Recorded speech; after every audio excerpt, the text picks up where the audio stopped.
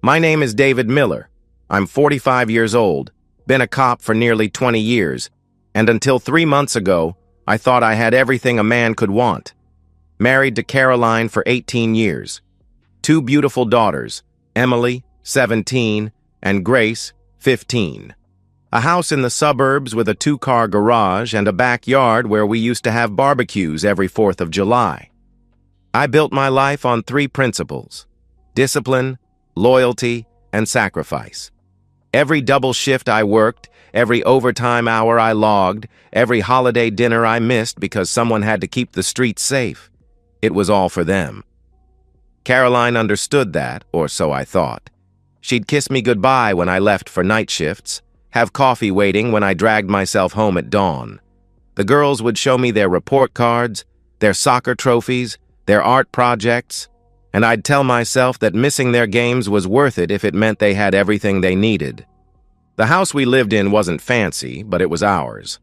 I'd paid off half the mortgage already, something I took pride in every month when I wrote that check. Caroline decorated it just the way she wanted. Soft colors, family photos on every wall, fresh flowers and vases she'd collected over the years. She managed everything while I worked. Parent-teacher conferences, doctor appointments, teenage drama. I thought we were a team. About 4 months ago, Caroline started taking the girls on what she called bonding days. Mother-daughter time, she said. Shopping trips, movies, lunch at nice restaurants. The girls are growing up so fast, she'd tell me, running her fingers through my hair as I sat at the kitchen table after a long shift. I want to make memories with them before they're off to college. How could I argue with that? It seemed like something a good mother would do. They'd leave on Saturday mornings. Caroline in that blue sundress I'd bought her for her birthday. The girls dressed up nicer than usual. They'd come back in the late afternoon with shopping bags from stores I didn't recognize, laughing about inside jokes I wasn't part of. The frequency increased. Once a month became twice, then every other week. Caroline would mention these outings casually. "Oh, we found this adorable boutique downtown," or "the girls wanted to try that new fusion place everyone's talking about." She'd show me a receipt here and there, but something felt off about the math. A lunch for 3 at a mid-range restaurant shouldn't cost what some of these receipts showed. Then came that Tuesday night 3 weeks ago. I'd gotten home early from a shift. My partner had to leave for a family emergency, and the captain sent me home rather than pair me with someone new. I was in the kitchen making a sandwich when I heard Grace on the phone in the living room. "I know, Richard is so funny," she whispered, then giggled. That nervous giggle teenagers do when they think they're being secretive. "Mom says we can—" She saw me and froze. Complete statue. The phone still pressed to her ear, her eyes wide like a deer in headlights. "Who's Richard?" I asked, keeping my voice casual. Emily appeared from nowhere, practically sliding into the room. "Oh, that's just someone from school," she intervened quickly. "Right, Grace? From your biology class?" The speed of her intervention, the rehearsed quality of her explanation, I'd interviewed enough suspects to recognize a cover story when I heard one. Grace nodded too quickly, ended her call without saying goodbye, and both girls suddenly remembered urgent homework that required their immediate attention upstairs. That night, I lay next to Caroline, listening to her breathing, and replayed the scene. Not just Grace's fumbled phone call, but Emily's swift damage control. The way they'd fled upstairs like criminals leaving a crime scene. My daughters, my honest, good girls, had just lied to my face with the kind of coordination that doesn't come naturally. It comes from practice. I thought about all those bonding days, the receipts that didn't quite add up, the new energy in the house that I'd attributed to female bonding but now felt like something else entirely. Caroline shifted in her sleep, murmuring something I couldn't make out, and I wondered who she was dreaming about. The next morning, Caroline announced another girls' day planned for the weekend. "There's a craft fair in Riverside," she said, not quite meeting my eyes as she poured coffee. "The girls have been asking to go." I looked at Emily and Grace. They exchanged a glance, quick, but not quick enough. Emily's lips twitched into the beginning of a smile before she caught herself. Grace suddenly became very interested in her cereal. "Sounds fun," I said, and meant it. Because for the first time in 18 years of marriage, my cop instincts were screaming that the three people I trusted most in this world were lying to my face, and I was going to find out why. Chapter 2. The Shadow of Doubt. That week stretched like a rubber band pulled to its breaking point. Every interaction with my family became evidence to catalog, every conversation a potential interrogation. I hated myself for it, for studying Caroline's face when she talked about grocery shopping, for noting how quickly Emily changed the subject when I asked about school, for watching Grace's hands fidget whenever I was in the room. Wednesday night, I checked Caroline's purse while she showered.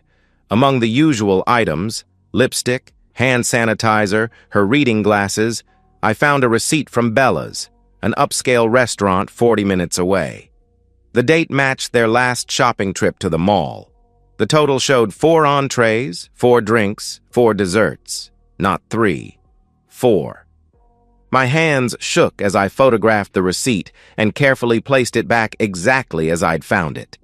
In 18 years, I'd never gone through my wife's purse. Now, I was treating her like a suspect, and the evidence was mounting. Thursday, I came home for lunch unexpectedly. Caroline was on the phone in the bedroom, door partially closed. I stood in the hallway listening to my wife laugh, really laugh the way she used to when we first dated. I know, she said into the phone. Saturday can't come fast enough. A pause. No, he doesn't suspect anything.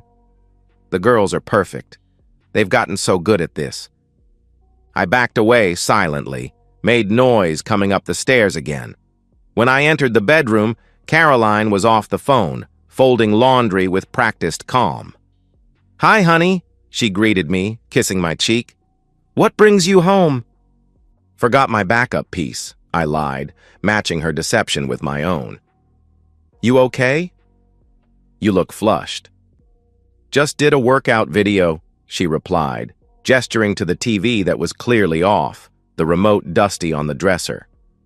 That evening, I did something I swore I'd never do. I logged into our cell phone account and pulled the records. The unknown number appeared like an infection spreading through our family's communication. Caroline had exchanged over 300 texts with it in the past month alone. Calls lasting 30, 40 minutes during my shifts. The number had also been in contact with both Emily and Grace. I cross-referenced the timing. Every single bonding day corresponded with a spike in communication with this number. The morning texts starting around the time they'd leave. Caroline's calls during what should have been shopping or lunch, even late-night texts after I'd gone to bed. But it was the girls' involvement that gutted me. They weren't innocent bystanders, they were active participants. Emily had sent dozens of texts to the number. Grace fewer, but still enough to show complicity. My daughters were helping their mother. What? Have an affair? The word felt like glass in my throat. Friday afternoon, I sat in my patrol car staring at the evidence I'd compiled in my notebook. Times, dates, inconsistencies, lies. The receipt for 4 people, the unknown number, the coordinated deceptions. Any other case, I'd have enough to establish pattern and intent. But this wasn't any other case. This was my family. My partner, Rodriguez, knocked on the window. You good, Miller? You've been sitting here for 20 minutes. Yeah, I answered, closing the notebook. Just thinking. About that domestic from earlier? He asked. Something like that, I replied. That night, dinner was torture. Caroline had made my favorite, pot roast with those little potatoes I loved. The girls chatted about school, about friends, about weekend plans. Normal family dinner conversation. Except now I heard the gaps, the careful omissions, the way they steered around anything that might touch on their real plans for tomorrow. Dad, you're being quiet, Emily observed, and for a second, I saw concern in her eyes. Real concern, like she actually cared. "Long day," I responded. "That craft fair tomorrow. What time are you heading out?" Caroline and Grace looked to Emily, so subtle most people would miss it. But I didn't miss anything anymore. "Probably around 11, Caroline answered for them. "We want to get there before it gets too crowded." "Riverside's a nice area," I commented, cutting into my roast. "Haven't been out that way in a while." "You should come sometime," Grace offered, then immediately looked like she wanted to take it back. "Maybe I will," I said, and watched all three of them tense. After dinner, I helped Caroline with dishes, something I rarely did, but I needed to be close to her to see if I could find any trace of the woman I married. She hummed while she washed, handed me plates to dry, and for a moment, it was like old times. Then her phone buzzed on the counter. She glanced at it, smiled, and quickly turned it face down. "Who was that?" I asked. "Just Mom," she said without hesitation. "Asking about Sunday dinner." Her mother had been dead for 3 years. I dried the last plate, kissed her forehead. She stiffened slightly, and went to watch TV. But I wasn't watching. I was deciding. Tomorrow I'd follow them. Tomorrow I'd learn the truth. Tomorrow I'd find out if I was paranoid, or if the 3 people I'd devoted my life to had been making a fool of me for months. Either way, tomorrow would change everything. Chapter 3. The Moment of Truth. Saturday morning arrived gray and humid, the kind of oppressive heat that makes everyone irritable. I woke at 6, my usual time, and watched Caroline sleep. In the pale morning light, she looked like the woman I'd fallen in love with 20 years ago. Soft features, laugh lines I'd helped create, that small scar on her chin from when she'd fallen off her bike on our 3rd date. How many mornings had I watched her like this, feeling lucky? She stirred, opened her eyes, and smiled. Then something flickered across her face. Guilt? Anticipation? It was gone before I could analyze it. "Morning," she murmured, stretching. "Morning. Big day at the craft fair?" I asked. "Should be fun," she replied. She got up, headed for the shower. "You working today?" "Paperwork at the station. Probably be gone most of the day," I told her. "We'll miss you," she said, and disappeared into the bathroom. The word sat heavy between us, meaning something different to each of us now. I went through the motions of getting ready for work, uniform pressed, badge shined, weapon secured. I kissed Caroline goodbye, called out to the girls, and left at 9:30. But instead of heading to the station, I parked 3 blocks away and waited. At 10:45, I watched my family load into Caroline's SUV. She'd chosen a yellow sundress, one I didn't recognize. New perfume, too. I'd smelled it when I kissed her goodbye. The girls were dressed nicer than any craft fair warranted. Emily wore the designer jeans Caroline claimed she'd found on clearance. Grace had on a sweater that looked cashmere. I followed at a distance, my unmarked car invisible in Saturday morning traffic. They took Route 9 toward Riverside, and for a few minutes I allowed myself to hope. Maybe there really was a craft fair. Maybe I'd built this all up in my head, a paranoid cop seeing crimes where there were none. Then Caroline passed the Riverside exit. She continued for another 15 minutes, turning into neighborhoods I recognized from patrol, but had no reason to visit. Suburban streets with larger houses, manicured lawns, the kind of money that whispered instead of shouted. My grip on the steering wheel tightened as she navigated with obvious familiarity. No GPS, no hesitation at turns. When she pulled into the driveway of a 2-story colonial with perfect landscaping, my heart stopped. This wasn't a public place. This was someone's home. I parked down the street behind a contractor's van and watched. Caroline didn't knock. She used a key.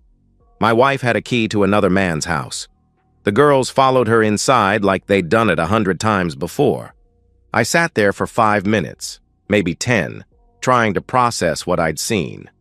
Then I got out and approached the house with the tactical awareness 20 years of police work had given me. The front windows were partially visible from the street. Through sheer curtains, I could see into what looked like a living room. What I saw next broke something inside me that would never heal.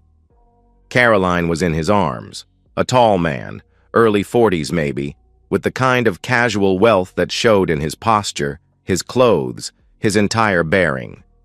They kissed like lovers comfortable with each other's bodies, his hands familiar on her waist, her fingers in his hair. My wife, the mother of my children, kissing another man like I didn't exist. But it was my daughters that destroyed me completely.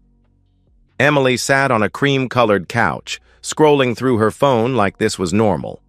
Grace was curled up in an armchair with a book, occasionally laughing at something the man said when he and Caroline broke apart. They were comfortable here, relaxed, at home.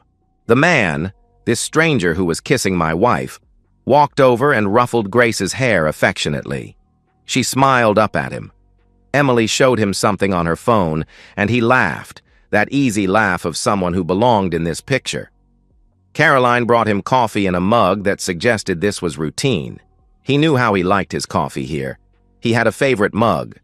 I watched my family, my entire world, exist in someone else's life like they belonged there more than they'd ever belonged with me.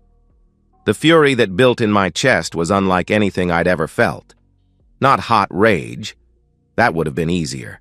This was cold, absolute, the kind of anger that calculates and measures and plans. I'd been working overtime to pay for Emily's college applications while she helped her mother cheat.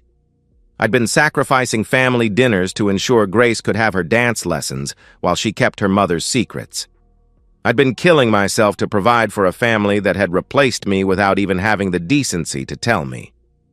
Caroline laughed at something the man said, throwing her head back, and I recognized the earrings she wore, diamond studs I'd given her for our 15th anniversary. She'd worn my gift to meet her lover, brought my children to witness her betrayal, turned my daughters into accomplices. The man's hand found Caroline's lower back, possessive and familiar. She leaned into him while Emily and Grace chatted like this was any other Saturday, like their father wasn't working to support them, like 18 years of marriage was just something to endure between visits to this house. I stepped back from the window, my decision made. No more watching, no more evidence needed. It was time to end this charade. I walked to the front door with the measured steps of someone approaching a crime scene. Everything felt hyper-real. The weight of my service weapon, the smell of suburban lawns, the sound of a lawnmower in the distance. Normal Saturday sounds in a neighborhood where my life was about to explode. I didn't knock. I pounded on the door with the side of my fist, the way cops do when they mean business. The voices inside stopped immediately. Footsteps approached, confident, unhurried. The man had no idea what was coming.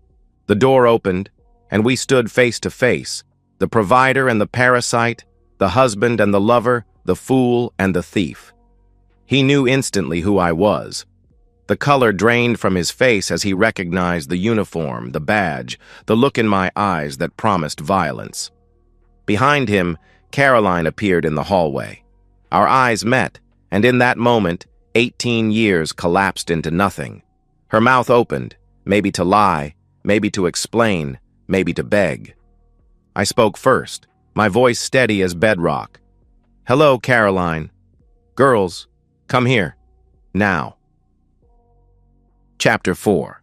The Reckoning. "David, please let me..." Caroline started desperately. 18 years, I cut her off, stepping into the house uninvited. The man, Richard, Caroline called him, backed away, smart. 18 years I've been married to you, and this is what I get." Emily and Grace had come into the hallway, both pale, both trembling. Good. They should be scared. "It's not what you think," Caroline tried again, and I actually laughed, a harsh sound that made everyone flinch. "Not what I think? You have a key to his house. My daughters are sitting on his furniture like they live here. You were just kissing him while wearing the earrings I gave you for our anniversary." I turned to Richard. "How long?" He opened his mouth, closed it, looked at Caroline. "How long?" I roared, and everyone jumped. 6 months, Caroline whispered. 6 months. 24 weeks. 180 days of lies. "And you two?" I looked at my daughters. "How long have you known?" Grace started crying. Emily lifted her chin defiantly. 4 months, she admitted. The calculating part of my brain noted that meant Caroline had hidden it from them for 2 months, then brought them into her deception, turned my children into conspirators. "Dad, please," Emily continued. "Mom was unhappy." "Unhappy?" I stepped closer to Richard, who backed against the wall. "She was unhappy, so instead of talking to me, instead of counseling, instead of divorce, she decided to have an affair and use my children to hide it?" "David, you were never home," Caroline protested, finding her voice. "Always working, always tired. Working to provide for you." The words exploded out. "Every overtime shift, every holiday I missed, every double I pulled, it was all for you, for them, for our family." Richard made the mistake of speaking. "Maybe we should all calm down and—" I grabbed him by his expensive shirt and slammed him against the wall. "You think you get to tell me to calm down? You've been sleeping with my wife, playing daddy to my kids, and you want me to calm down?" "David, no!" Caroline screamed. I drove my fist into Richard's face. 20 years of police training didn't teach me restraint in that moment. It taught me how to maximize damage. His nose broke with a satisfying crunch, blood immediately flowing. He tried to defend himself, but I was bigger, stronger, and fueled by the kind of rage that could move mountains. I hit him again and again, methodically, professionally, each blow calculated for maximum pain without killing him. Temple, solar plexus, kidney. He dropped to his knees, gasping, bleeding, and I grabbed his hair, forcing him to look at me. "You thought you could take my family?" I said, my voice deadly quiet. "You thought there wouldn't be consequences?" I dragged him through his own house, past my screaming daughters, past Caroline begging me to stop, and threw him onto his pristine front lawn. The neighbors were starting to come out. Good. Let them see. Richard tried to crawl away, but I wasn't done. I kicked him in the ribs, feeling them crack. He curled into a ball, whimpering, and I stood over him like an avenging angel. "Stay away from my family," I announced loud enough for everyone to hear. "If I ever see you near them again, what happened today will seem like mercy." Someone was calling 911. I heard the words "officer" and "domestic," and almost laughed. I was the police. I knew exactly how this would go down. I turned back to my family. They'd followed us outside, Caroline sobbing, the girls clinging to each other. The neighbors watched from their lawns and doorways, this suburban drama playing out like a soap opera. "You," I pointed at Caroline, "are done. The marriage is over. The prenup you signed means you get nothing. The house is mine. The savings are mine. You'll be lucky if I give you enough for a security deposit on an apartment." "Dad, please," Grace sobbed. I turned to my daughters, and something in my face made them step back. "You knew. For 4 months, you knew. Every time I came home from work, every time I asked about your day, every time I told you I loved you, you looked me in the eye and lied." "We didn't want to hurt you," Emily said through her tears. "No, you wanted to protect her," I corrected harshly. "You chose her affair over my sacrifice. You chose him." I gestured to Richard, still writhing on the ground. "Over the man who's worked himself to death to provide for you." "David, they're children," Caroline pleaded. "They're old enough to know right from wrong, old enough to make choices. And they chose to betray me, just like you," I responded coldly. I could hear sirens in the distance. Time to wrap this up. "You have until tomorrow morning to get your things and get out of my house," I declared. Whatever you can't carry leaves with the trash. The locks will be changed by noon. Where will we go? Caroline asked desperately. I don't care. Maybe Richard will take you in. Oh, wait. I looked at him trying to sit up, his face a mess of blood and bruises. He doesn't look like he'll be taking anyone in for a while. The police cars were pulling up now. I knew the officers who got out, Martinez and Samuel from my precinct. They looked at me, at Richard, at the scene, and understood immediately. Miller? Martinez said carefully. He was sleeping with my wife, I explained simply. I found them here with my kids. I reacted. Samuel looked at Richard. Sir, do you want to press charges? He asked. Richard looked at me, at my fellow officers, at the reality of his situation. He shook his head. Smart man, I commented. Officers, I'll be taking my family home now. David, we can't just... Caroline started. Yes, we can. And we will, I interrupted. I looked at each of them. My lying wife, my treacherous daughters. Get in the car. Now. They didn't move. Get in the car, I shouted. They scrambled to Caroline's SUV. I turned to Martinez. I'll file my report in the morning, I told him. He nodded. Professional courtesy. The blue wall. Richard would get no justice here, just like I'd gotten no loyalty from my family. I followed them home in my car, watching Caroline's SUV weave slightly, her hands shaking on the wheel, no doubt. Good. Let them feel a fraction of what I felt. At home, I stood in the doorway while they filed past me. You have until 9 tomorrow morning. Take only what you can carry. Leave your house keys on the kitchen table, I instructed. Daddy, please, Grace tried one more time. I'm not your daddy anymore, I said, the words cutting her like a blade. Your daddy is apparently Richard, or whoever your mother moves on to next. I went to my study and locked the door, listening to them cry and pack and scramble. Caroline tried the door several times, knocking, pleading, but I was done listening to her voice. 18 years of listening had gotten me nothing but betrayal. That night, I sat in my chair with my service weapon on the desk, not to use it, but to remind myself that I had power. I had control. I had taken back what was mine, my dignity, my house, my life. By morning, they were gone. Epilogue. Living with the ashes. 3 months have passed since I destroyed my family in that perfect suburban neighborhood. I say destroyed because that's what everyone else calls it. My captain, the department shrink they made me see, the lawyers. But I know the truth. I didn't destroy anything. I simply revealed what was already broken. The house is quiet now. I've removed all the family photos, packed away 18 years of memories in boxes I'll probably never open. The walls are bare, but at least they're honest. No more lies hanging in frames. No more fake smiles frozen in time. Caroline got exactly what the prenup specified, the minimum.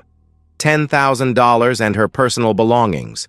She fought it, of course, hired a lawyer who tried to argue emotional distress, coercion, abandonment. But I had the evidence, the texts, the receipts, the 6-month affair she'd admitted to in front of witnesses. The judge, a man who'd been divorced twice himself, wasn't sympathetic. She and the girls moved into a 2-bedroom apartment on the east side.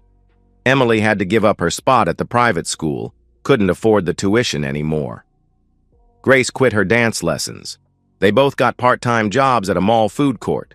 Caroline found work as a receptionist at a dental office, making in a month what I used to make in a week of overtime.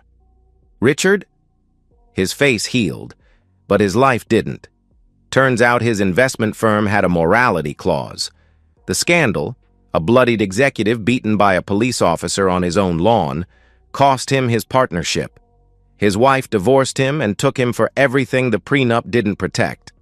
Last I heard, he'd left the state entirely. Good riddance.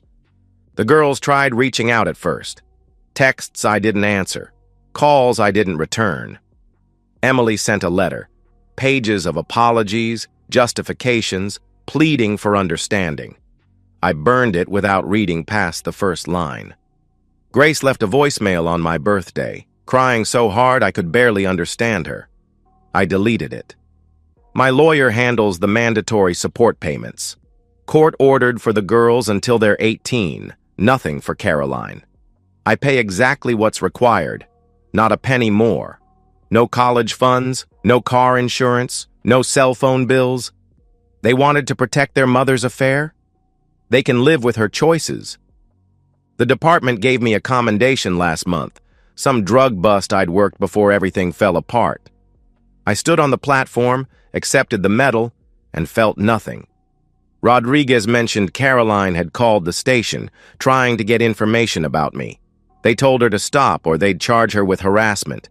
I've been seeing someone, nothing serious, just a woman from the gym who doesn't ask questions about why I don't have family photos in my house. She doesn't know the whole story, just that I'm divorced. Maybe someday I'll tell her. Maybe not. Trust isn't something I give freely anymore. Sometimes, late at night, I stand in what used to be Grace's room. She left some things behind. A stuffed bear she'd had since she was 3, some books, a poster of her favorite band. I haven't touched any of it.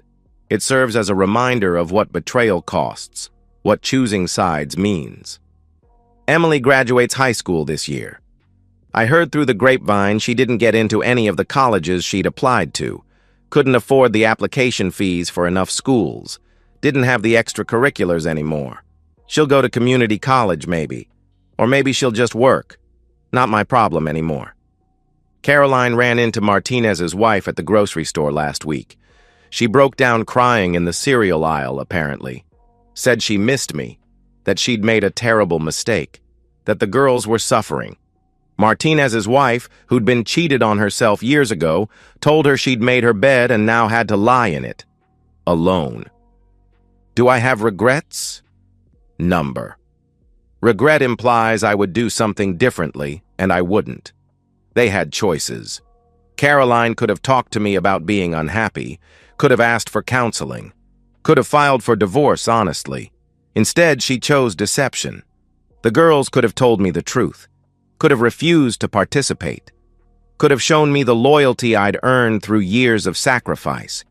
Instead, they chose to be accomplices. Every choice has consequences.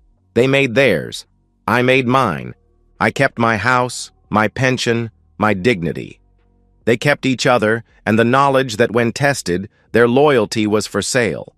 When push came to shove, they stood with betrayal over truth, with comfort over honor, with a stranger over the man who'd given them everything. Some people have said I went too far, that I should forgive the girls at least, that they were manipulated, that they were just trying to keep their family together. But they're wrong. Family isn't about blood or obligation. It's about loyalty, trust, and choosing each other when it matters. They didn't choose me, so I didn't choose them. The house is quiet now, but it's an honest quiet. No whispered phone calls, no secret texts, no coordinated lies. Just me and the truth, which is more than I had for 6 months while my family played house with another man. I gave them everything, my youth, my health, my time, my trust. They gave me betrayal wrapped in bonding days and seasoned with deception. When I caught them, I gave them exactly what they deserved. Nothing. Some might call it harsh. I call it justice. They chose their side when they chose to lie to me, and now they're living with the consequences of that choice. As am I. The difference is, I can live with my choices. I wonder if they can say the same. And so, we've reached the end of today's story. Was it what you expected, or did it take a twist you didn't see coming? I'm curious to hear your thoughts. Share them in the comments below, and let's get a conversation going. If this story kept you hooked, make sure to hit that like button. And if you're new here or just haven't subscribed yet, now's the perfect time to join our community.